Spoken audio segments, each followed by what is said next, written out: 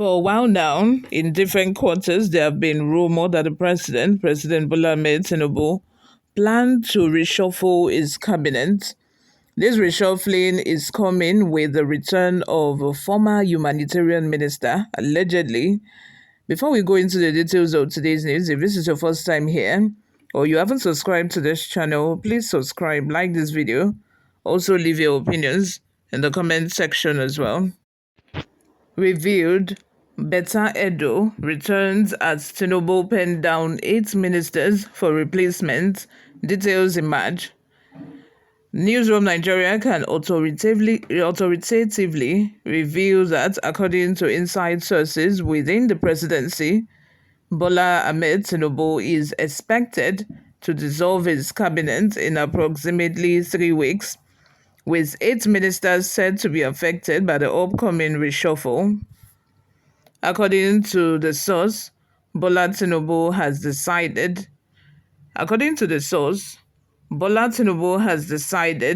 to reevaluate his position in light of a growing hardship in the country.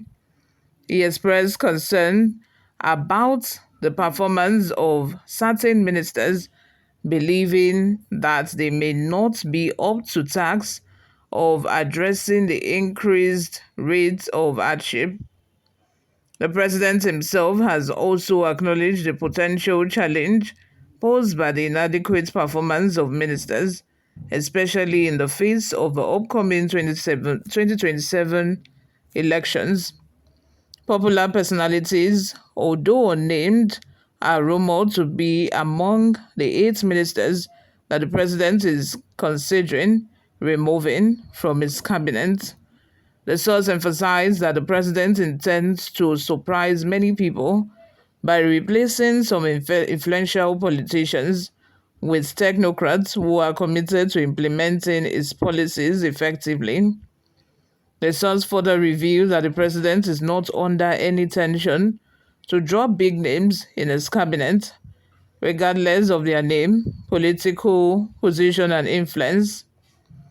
Some ministers are also using their regional influence to exert pressure on the president, making it difficult for him to make changes in the cabinet. This situation suggests that the president may face internal political challenges when considering potential cabinet reshuffles. He's going to sack ministers for sure. He has names already and he has kept it to himself and some of his trusted allies. I will not be able to tell you the names, but they are prominent names, the source told Newsroom Nigeria confidently.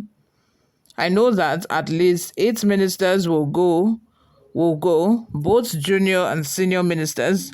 However, there is the possibility of returning the suspended minister, Betta Edu, once EFCC clears her of alleged fraud in her ministry. Explaining further, the source revealed that a former Lagos State governor could be part of a new cabinet. The source also said that the president is ready to bring new people who are ready to make his promises be fulfilled, with a fast approach to resolve the hardship in the country. The fact remains that the day these politicians decide to stop using political appointments or to stop using ministerial position as compensation, that day maybe Nigeria will move forward. That day Nigeria will start to develop. The day we stop to compensate people who have supported a candidate during election with ministerial positions and numerous SSA and SA positions, then this country will actually move forward. Then we'll stop wasting our resources on just paying political members salary, because that is why the president, that is why we don't see their impact. That is why they do not perform, because they fail to use technocrats. Because at this point, we need technocrats who know what they are doing, who are sound upstairs, to come and repair this country. We do not need politicians. The only thing we need politicians for is to win election, and which they know that they have to appease the gods. It's like you appeasing the gods, giving the gods sacrifice and all of that, because you know that you will need them during the election period. This is the kind of a wahala that, these governors and president, this is what they have to think about. At the end of the day, they want to win the next election, so they have to appease the gods. They have to reward these politicians with ministerial appointments, with commissioner appointments. When you hear people say, oh, especially when the governor hasn't done what I just said, you will hear people say, oh, he hasn't worked well, he did not do well, he did not do well. And you ask them because you want to know, right? Then I begin to ask, like, what hasn't he done well? In what way do you mean he hasn't done well? And you hear things like, oh, he neglected people that helped him. He did not. That is those that want to move away from this stereotype of using politicians as ministers and commissioners, even in this at the state level. Before you know it, they will spin the narrative and a lot of rumor will start circulating within the state. And before you know it, even ordinary citizens that cannot think outside the box, people that cannot think of on their own, will start spreading that same rumor because they heard somebody say that, oh, he's not functioning well, he's not doing well, or because he's not appeasing the gods. That was what they did to Segun Oni in Ekiti, because he's not paying the bills at beer parlor, because he's not sharing money to people. He's just not dashing away money like water, something that you did not work for, because it's government money. You have to spend yafu yafu. That's the expectation of people. But when you don't do that, then it becomes a problem. Then they start saying, oh, he's not working, he's not doing well. When Segun Oni left, or when he was removed and replaced by Fayemi, when the court declared that the election that, gave him the victory during the election is illegitimate, all of a sudden people started talking about him like he's the most prudent governor during his regime. Wow, he managed government resources, and I was like, wow.